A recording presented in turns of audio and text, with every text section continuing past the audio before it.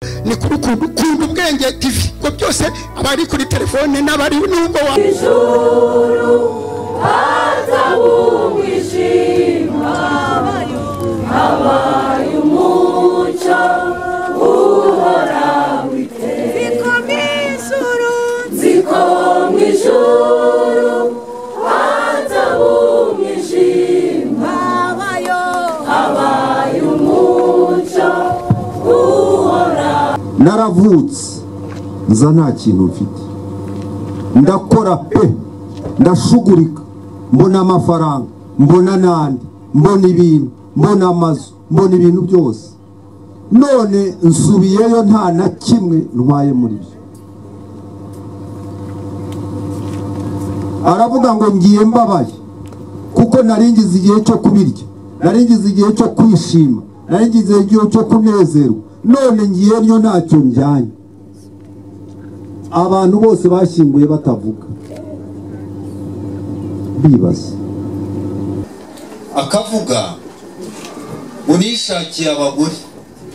Murabizi abagabo bagirira ry'abagore, we rero yarabashatse aho bamurangiye ugakobwa keza k'imbavu kakazana, aho bamurangiye ubyibushye akamuzana, aho bamurangiye ufite nyashi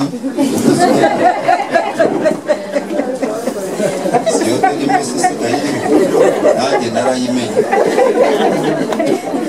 aho murangiye bigi nyasha akamuzana, aho murangiye akanyomboshya kakazana, aho murangiye wari wese akamuzana. Aragenda abagira igihumbi n'ubugera ku ibihumbi murayi. Nimutekereza abagura igihumbi. Twabaza babati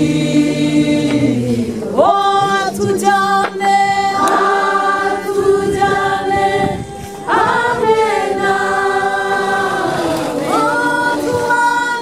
tubane na witeka yose icyamaka sadati.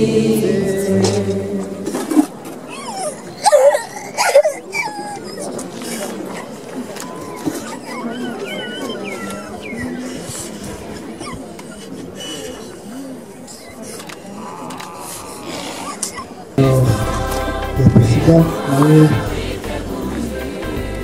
ashyiraho ururabo, hanyuma reka twakire n'abadiyakoni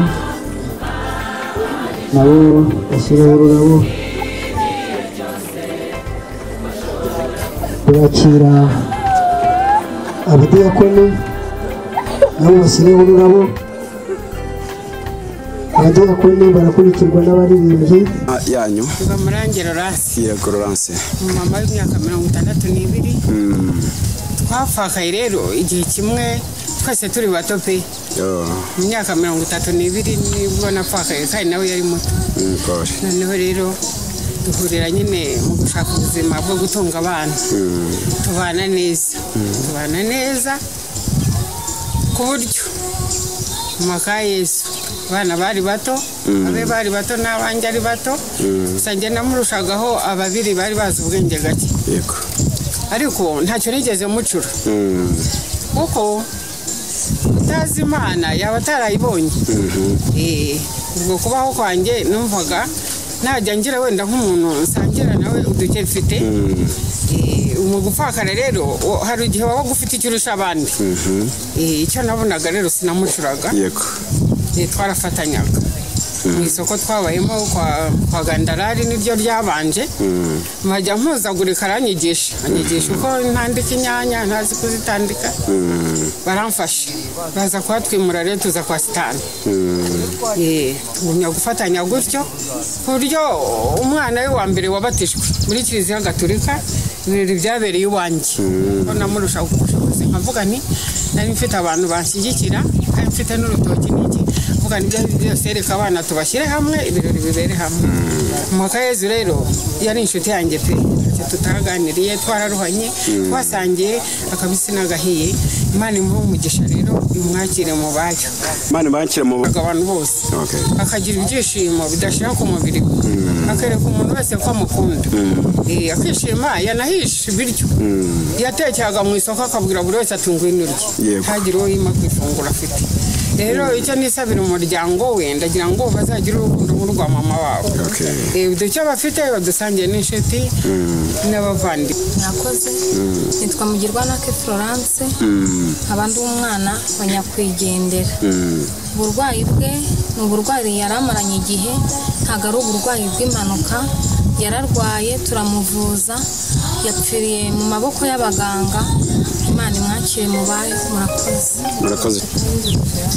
Kaizo Josiane ukomeze kwihangana.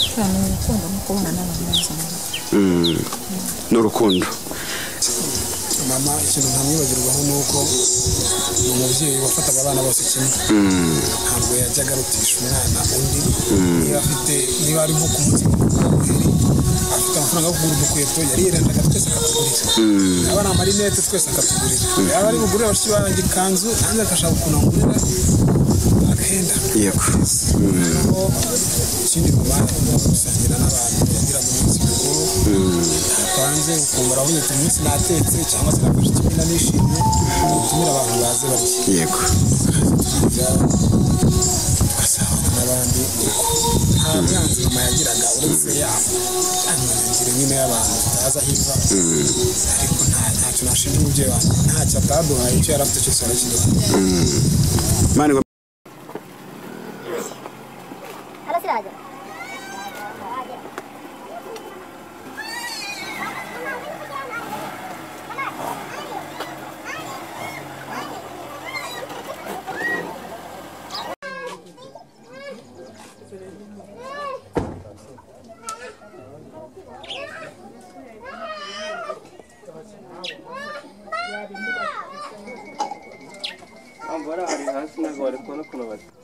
Ngeze kukameza kaza kwa Bill Gates kukabarira ari impande yaho harakaje k'amazi.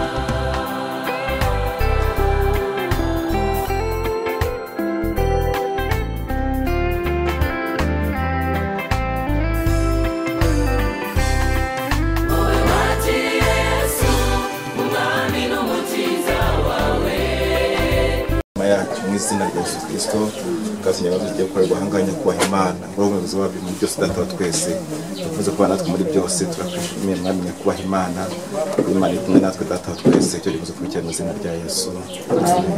Murakoze kongeye kubasuhuza mwiriwe mukomeje kubashimira ubwo akomeje kubana natwe kwifatanya n'uyu muryango mu bihe bitoroshye no kubura umubyeyi wacu kandi si uyu munsi gusa uhereye igihe mwumviye iyi nkuru mwakomeje kubana natwe reka rero twakire umukuru w'umuryango kugira ngo by'umwihariko twakirire abashyitsi bari kumwe natwe n'inshuti n'abavandimwe kugira ngo dukomeze iki gikorwa. Mbere y'ibintu byose twabanje kwakira abakristo cyangwa abaje badutabaye baturutse muri Bethesda Church turabakiriye kugira ngo nimba ntabagoye babashimira hano bakwegereje kutugabaza wacu yasengeraga muri Bethesda Church ariko dufitemo umukobwa we nimba muri korali bita Mukuri ikorera mu itorero rya ADEPR kugira ngo abandi baturutse mu itorero rya ADEPR nabo bigereje ngo tubakire.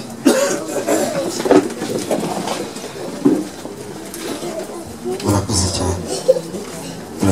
Mbamenera ibanga ntituzasinzira twese ahubwo twese tuzahindurwa mu kanya gato ndetse mu kanya nk'ako guhumbya ubwo impanda y'imperuka izavuga impanda izavuga ko abapfuye bazurwa ubutazongera kubona natwe duhindurwa kuko uyu mubiri upfa ubora kwiye kuzambikwa kutabora kandi uyu mubiri upfa kwiye kuzambikwa kudapfa ariko uyu ubora numara kwambikwa kutabora n'uyu upfa ukambikwa kudapfa nibwo hazasora rya jambo ryanditswe ngo urupfu rumizwe no kunesha.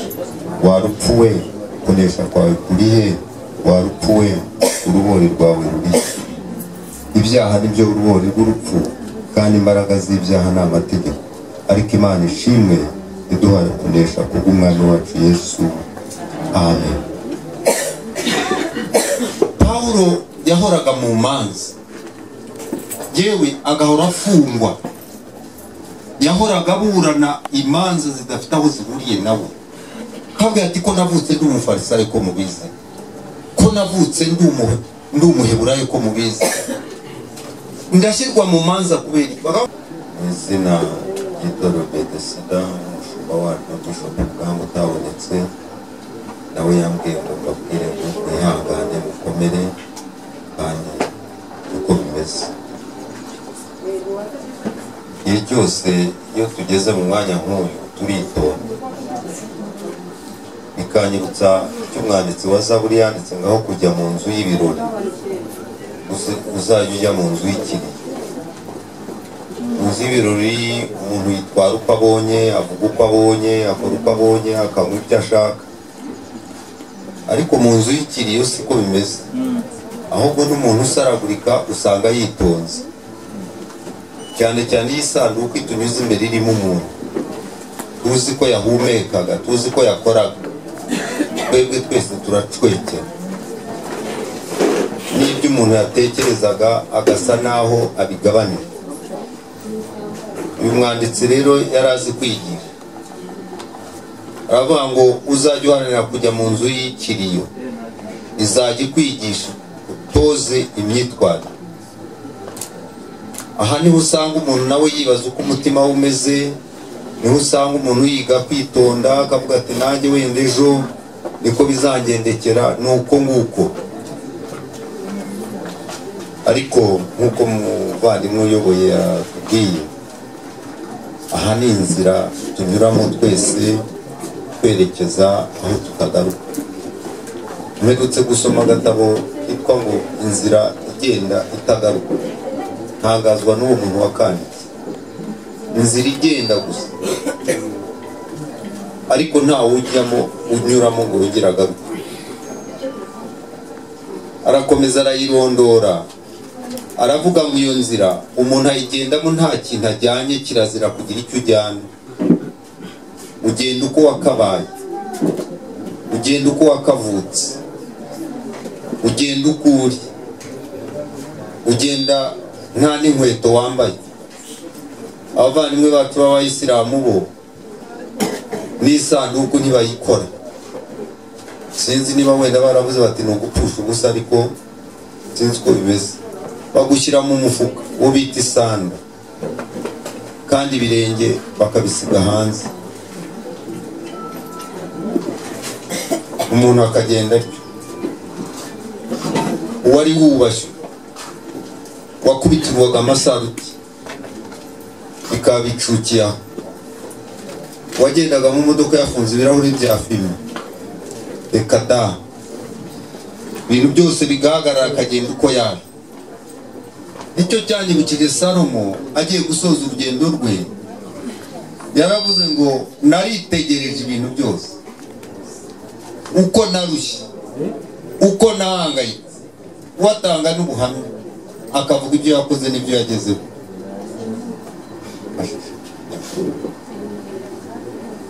Akavuga ngo nishakiye abagore. Murabizi abagabo bagira irari ry'abagore. We rero yarabashatse, aho bamurangiye agakobwa keza k'imbavu kakazana, aho bamurangiye ubyibushye akamuzana, aho bamurangiye ufite nyashi. Siyo turi mwese sigaye nanjye narayimenye. Aho murangiye bigi nyasha akamuzana, aho murangiye akanyomboshya akakazana, aho murangiye wari wese akamuzana. Aragenda abagira igihumbi n'ubwo gira ngo inkuru murayi. Nimutekereza abagura igihumbi. Ubwo ntiyimazirane. Abavandimwe twicaranye, ntabwo yimazirane. Bamubwira bati ku Gisozi hari umurima mwiza wakwera amashaza akawugura. Bamurangira bati kuri Herika hari umurima mwiza wakweramo indabo akawugura. Atera ibiti, atera indabo, akora ibintu byose.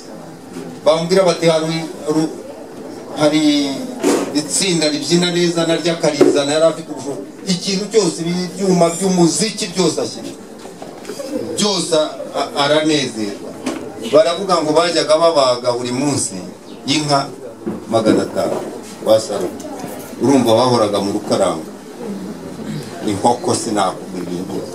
Ariko agiye gupfa arahagarara avuga tumva, jyewe naritegereje ibintu byose, nsanga ari ikira mwanyuze icyo jambo wari utari ngo nsanga ngo nitegereje ibyo naruhiye, uko nahangayitse, ndebye nuko mbisize, nuko ngiye kugenda, numva byose ari iki.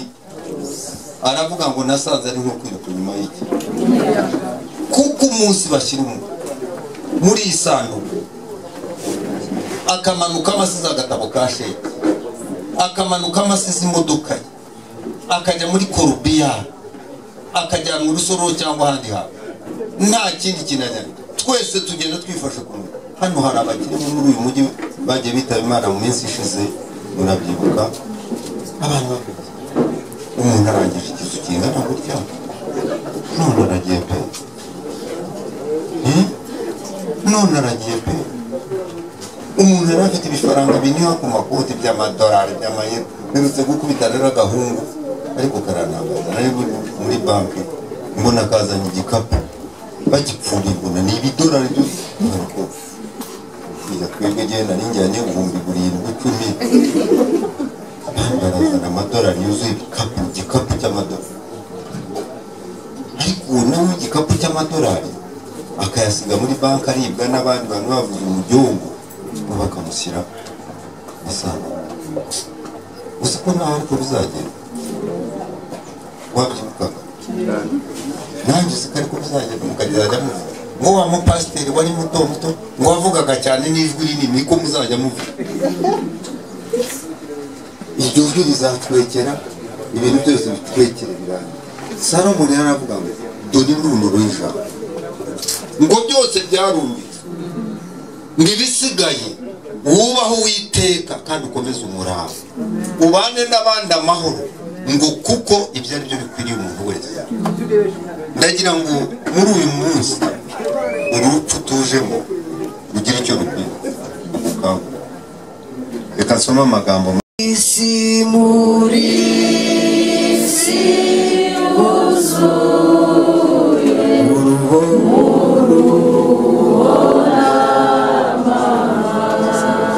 icyo nyene cyose simera ko niwo ariko k'umunsi mukuru ubwo nzaba n'umucunguzi niringiye kuza mbona ingororano yanjye ariko ndetse atewe ishema nuko adasize ikibazo nahoraga asaba kuba umugabo hari n'umuntu ahubwo yarabinyibutsaga uzaba umugabo ahubwo se umugabo urukwira nsanzwe ndi umugabo ukunda kuri mudashaka kuba n'ukundi ndamwihanganishije ntabwo abibonye ariko ubwo bugabo bundi anyifuza nzabigeraho hano muri rusange hari umubyeyi ubana n'abantu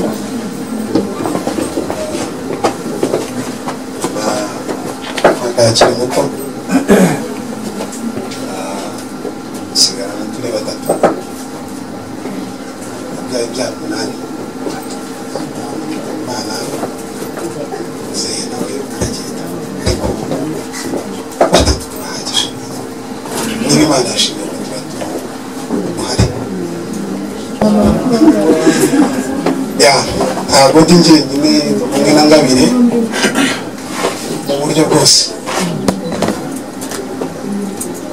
hari ukuntu mwajyaga mubona wenda ababyeyi murabizi hari ukuntu wari umwana yitwaye wenda mu muhanda cyangwa se wenda amaraso ya gisoro akaza ukamuhamagara ngo atari kuri umuhungu wawe buriya yagenze uki ubwo rero ntimuzabihagarike kongere dusabe n'ubundi ba basore bari kudufasha begere hino noneho kugira ngo tuze kubona uko twinjira mu muhango nyirizina wo gusezera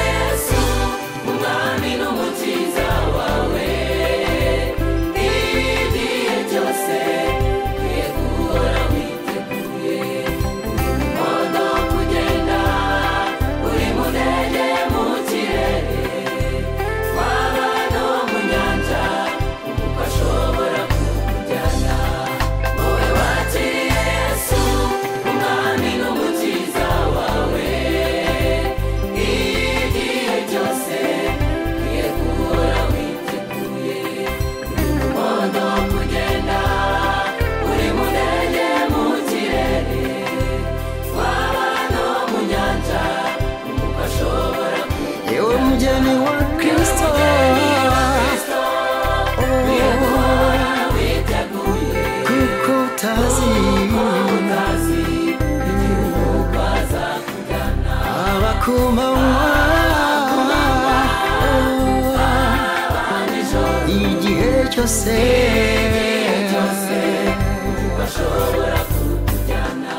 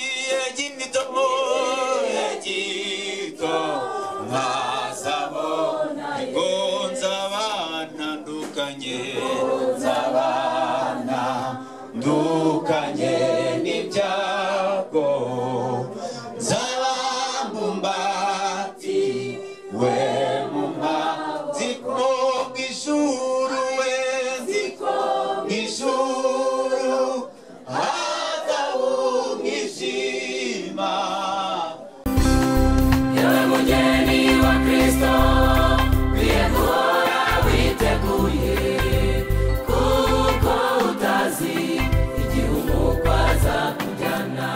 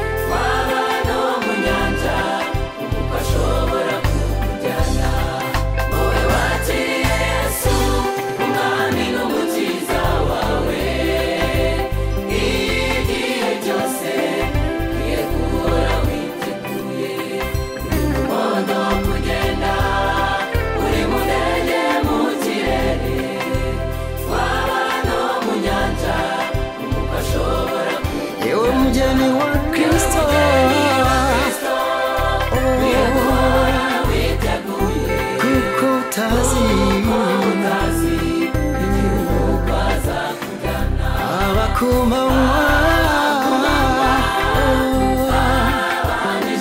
igihe cyose bashobora kutujyana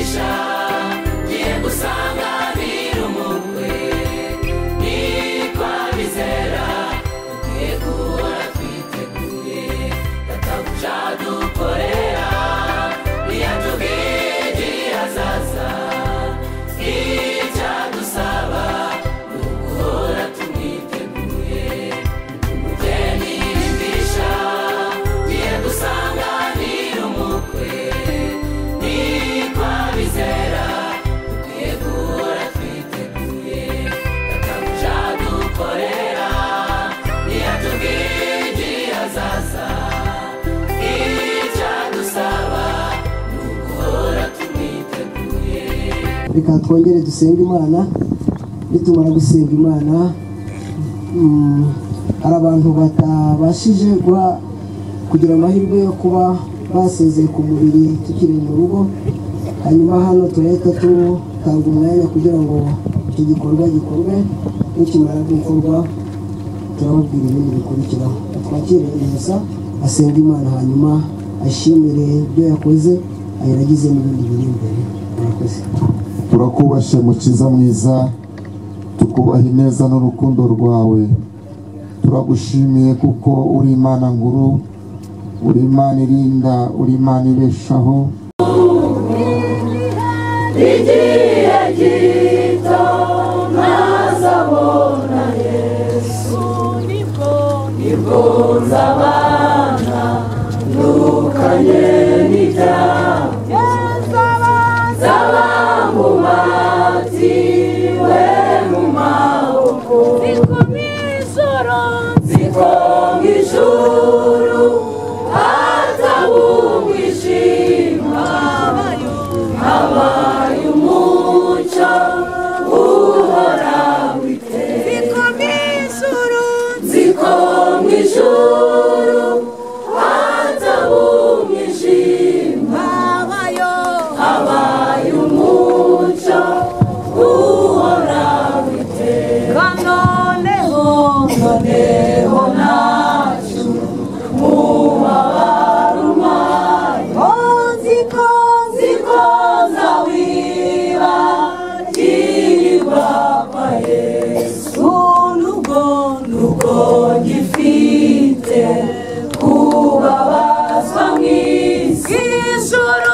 Mishuru namu babaronu Imana imaniza Nagura mari Zavanaho Izavanahu Ubabaru Imana yatuwe imaniza Nagura marira Izavanahu Ubabaru Azabona Yesu nibwo nzabana nukanye n'ibyaha nzaba mubatiwe mu maboko ziko mw'ijuru hatabungije habaye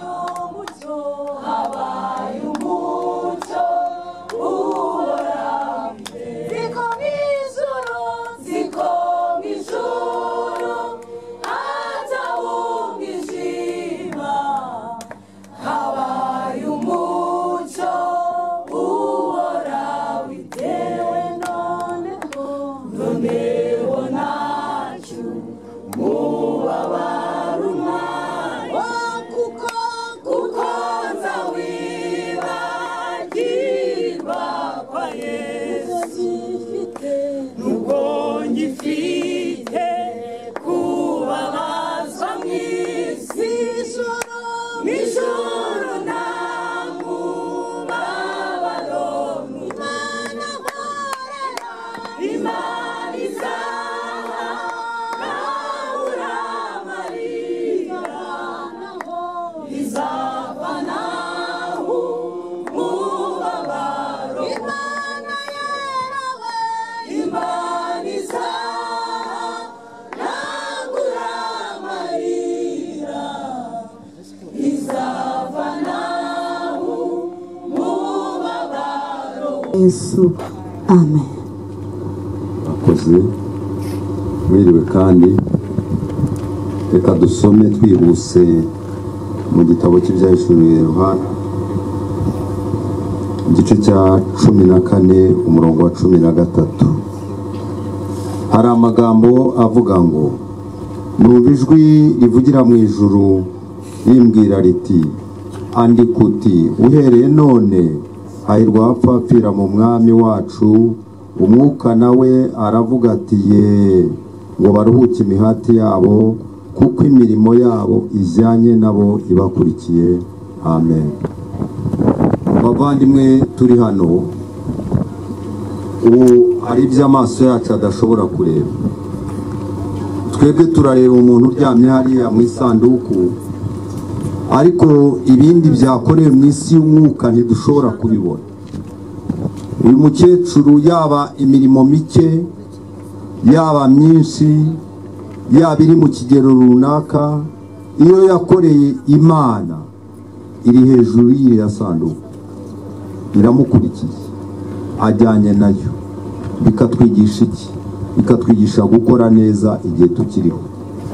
Hari akantu nkunda kuvuga iteka iyo turi mu gushyingura, binyibutsa umuntu w'umukire warwaye, ari umukire cyane, yarakoze ibintu byose, ngo arafite kampani z'indege, afite kampani z'amamodoka akomeye cyane. Kuri iyi si yahindishaga umushitsi, yageraga abantu babaga bari barunamaga, yageraga abantu babaga bari bamukubitiraga amasaro, yarakomeye pe.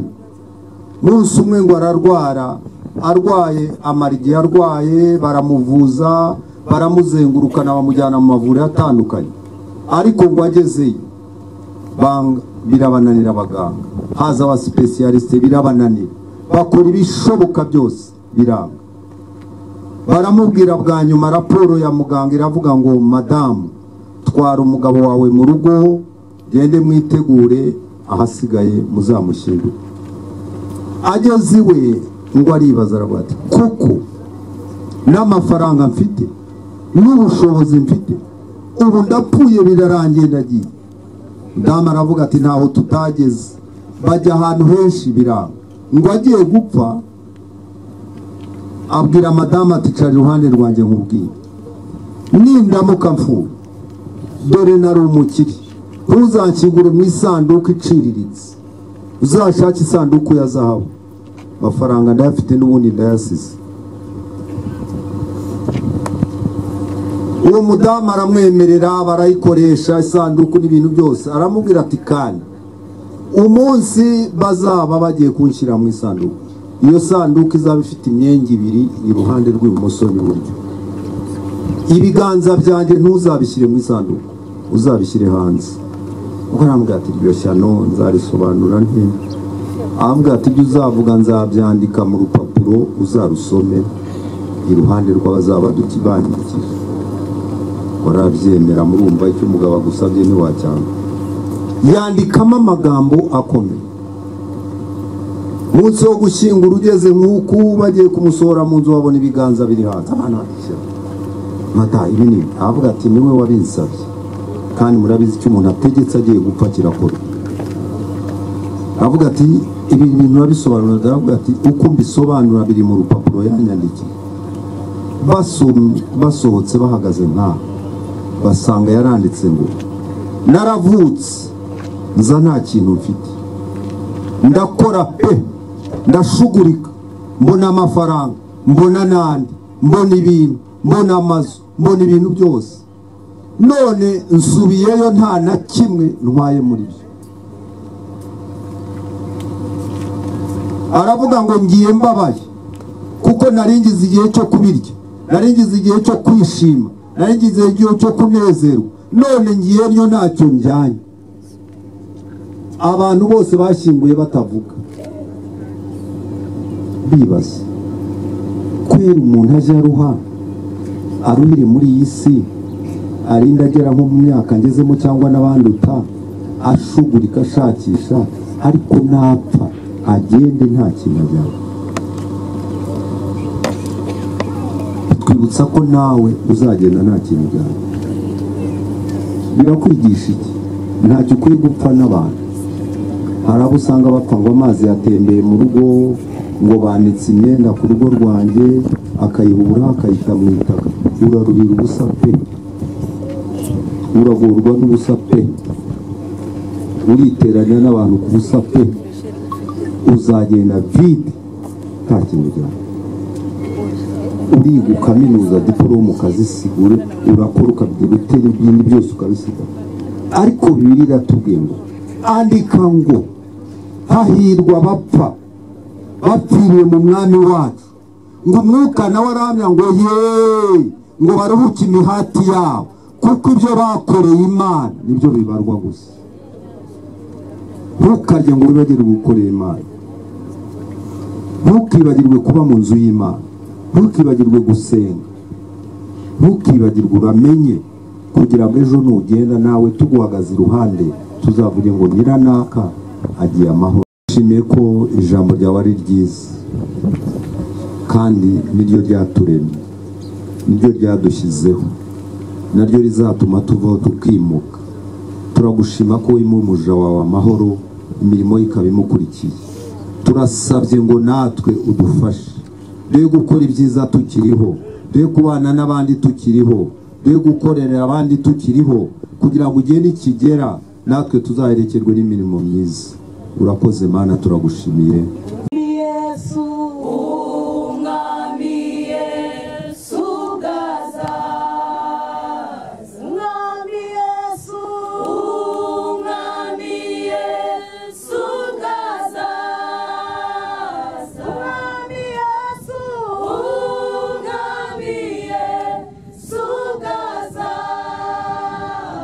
zamure batuzamure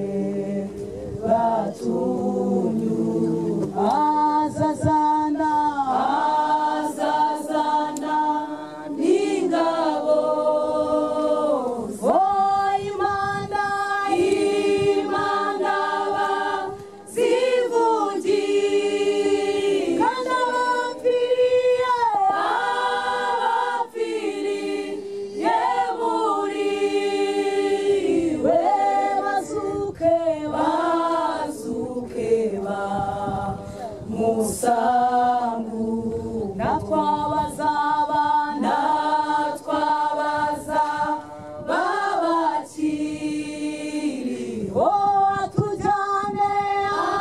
atujyane hamwe nabo tubane na witeka ryose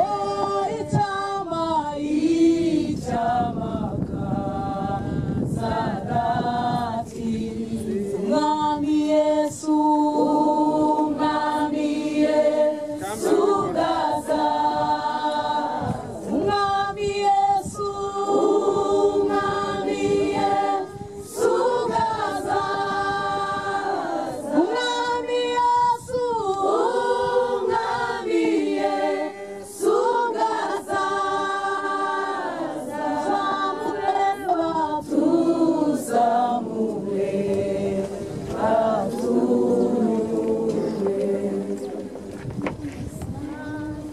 umwanya wo kurutsa umubiri w'umuja w'Imana kugira ngo abahungu badufashe kubikora komeze turirimbe buhoro buhoro iyo ndirimbo azazana n'ingabo impanda zivugije abapfiriye muri we bazuke musangu natwabaza abana twabaza babakiriho atujyane hamwe nabo tubane na witeka ryose icyamaka sadati. Bibiliya igereranya umubiri wacu n'uburavyo ngo ubone ku mwanya muto niko byanditswe mu gitabo cy'imigani ubundi mwanya bugatamuka uwo muntu ariho none abyibushye ameze neza ariko ejo wagaruka ntumubone ariko mu Bakorinto ba mbere 15:51-52 kugeza hepfo aravuga ngo uyu mubiri ubizi umeze nk'uburavyo ari uwisuzugura ukazazuka ari umubiri w'icyubahiro umubiri ari umubiri w'urupfu ukazazuka ari umubiri wo guhoraho turabizi ko tugushyinguye ariko umunsi umwe igitondo kimwe amanywa amwe umugoroba umwe tuzamubona tuzakora udafite umubiri nk'uwakubabaje imyaka yose uzaba ufite umubiri w'ubwiza Imana igiye gukora abavandimwe be bakegera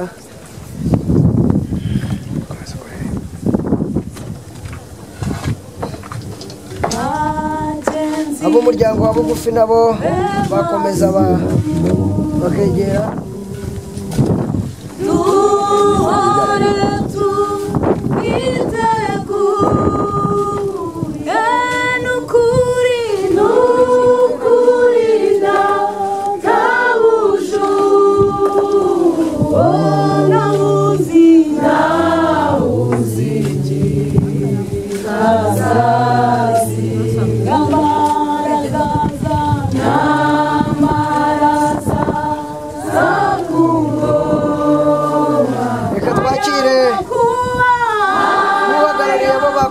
mu buzima bwa buri munsi n'abahagararira abandi muri icyo gikorwa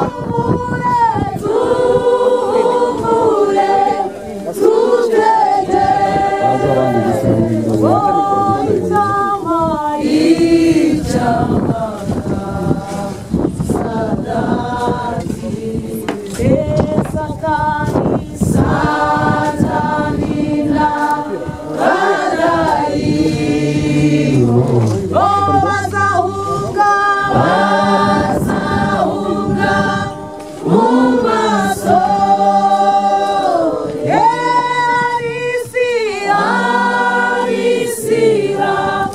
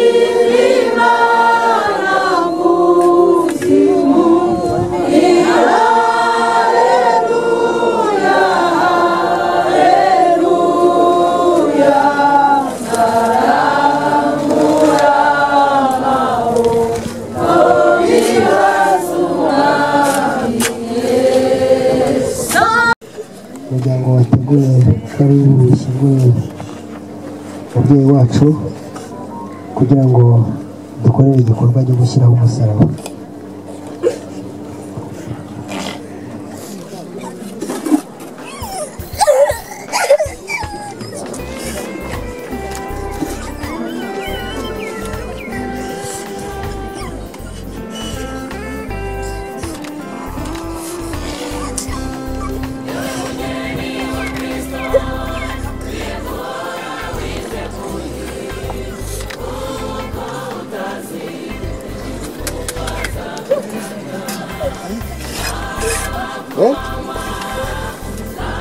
bashyiraho ururabo turakira umushumba w'itorero rya perezida nawe ashyiraho ururabo hanyuma reka twakire n'abadiyakoni nabo bashyiraho ururabo turakira abadiyakoni nabo bashyiraho ururabo abadiyakoni barakurikirwa n'abaririmbyi baririmbana na Isaac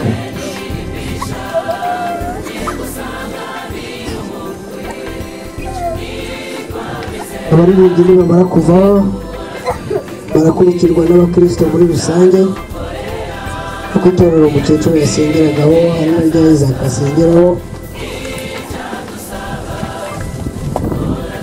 ribavaho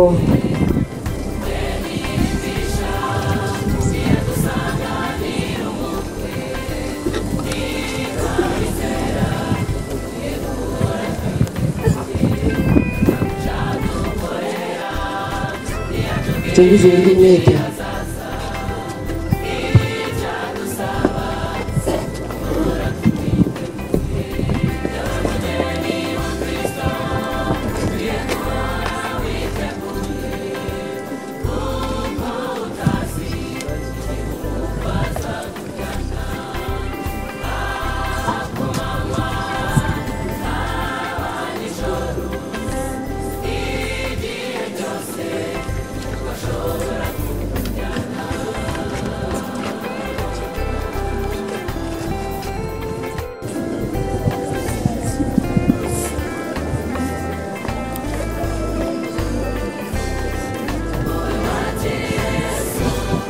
Media ini arazana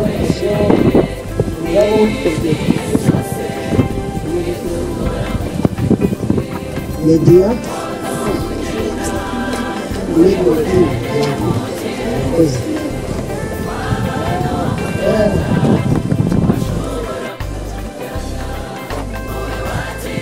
asoza turakira kuri aya makuru korera mu itorero rya ADPR ari nayo Florence aririmamo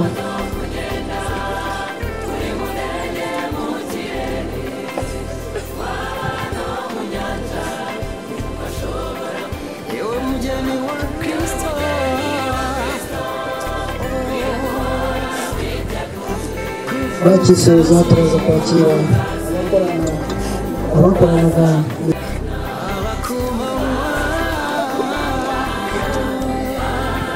basoje turakira famille Agape ya Metisida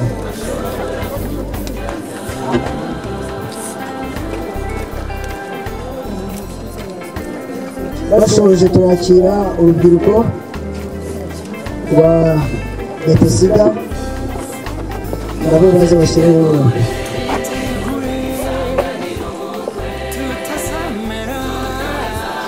turakira inkingi hamwe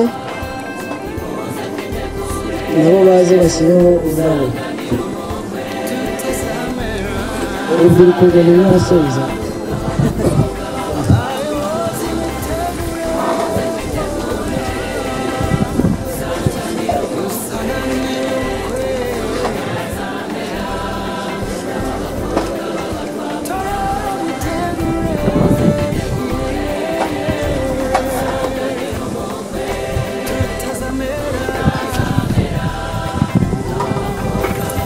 turakurikizaho famille Rwamirere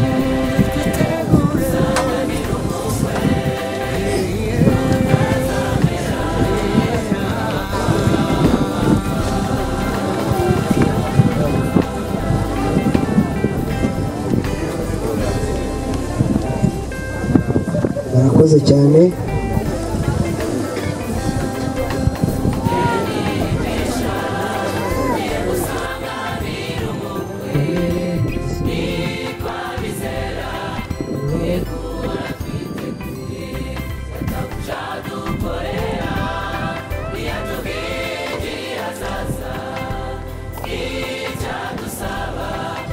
barakoze cyane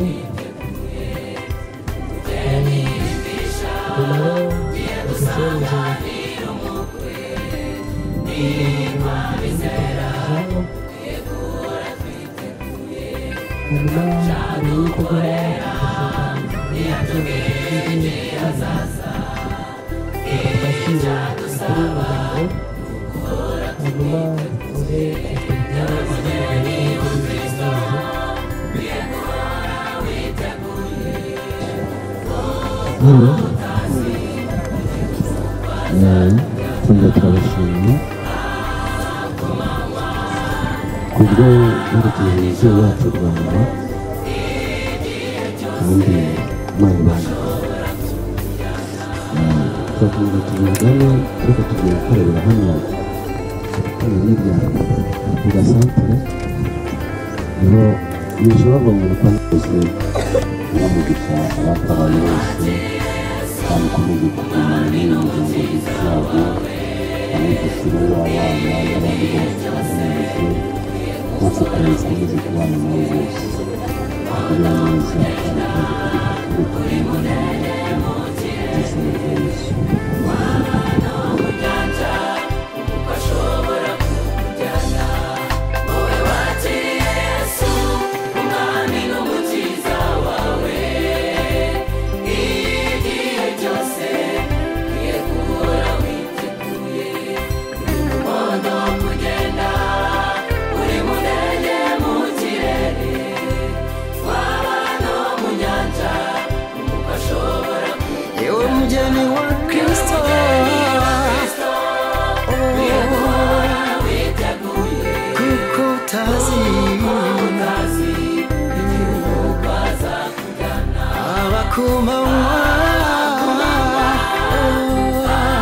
kandi igihe cyose bashobora kutujyana